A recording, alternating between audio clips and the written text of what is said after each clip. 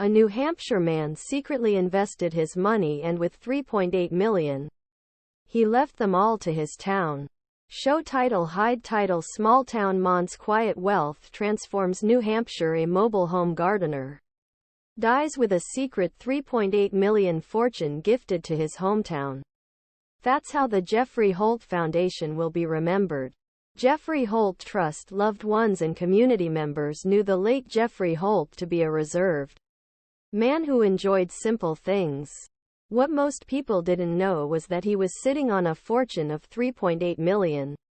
Holt on June 6, leaving millions behind in his beloved town of Hinsdale, New Hampshire, about 20 miles southwest of Swansea.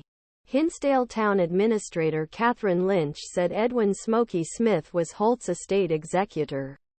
A few months ago, he told town leaders about Holt's generous donation. The money was given to the nonprofit NH Charitable Foundation. The town is considering using the money for electronic ballot machines, as Holt is an avid voter. They are also considering updating the city time. The possibilities are endless, Lynch wrote. Mr. Holt had dyslexia. We can fund a program to train teachers about it. Mr. Holt's mother was a librarian. The important thing, he said, is that they want to honor how frugal Holt is and find ways to help people in Hinsdale save money on the town budget. We want Eddie out of here. Naughty dog finds forever home after shelters. Funny post. Holt would have been absolutely mortified if he had known this much publicity was being generated. Holt's friend and executor of his estate, Smoky Smith, calls the late millionaire Jeff. The two met while Smith was running an insurance company.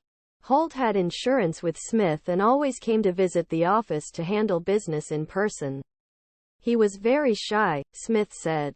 He liked being at back of the group rather than at front. He got along well with people, but he didn't want to be the one leading the conversation. If he knew what happened in this story today, he would be so embarrassed. He really didn't like being the center of attention. He said Holt worked for Agway Corporation in the 1970s. He was a production manager at the company. According to his obituary, when they closed in the 1980s, he received a cash payment that he chose to invest. He also did odd jobs around town when Agway closed. Smith eventually hired him to do some work on his land.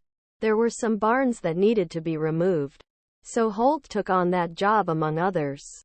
I so scared cancer survivor mother was relieved to learn that her daughter also in recovery. New Hampshire man shared his mobile home with women for 20 years. Collected trains. She lived with Parker for 20 years. And according to her obituary, Parker was her longtime life partner. He was good for her and she was good for him, Smith said. It kind of kept him on the straight and narrow. It helped him become a little more social. They matched very well. She was the inspiration he needed to keep moving.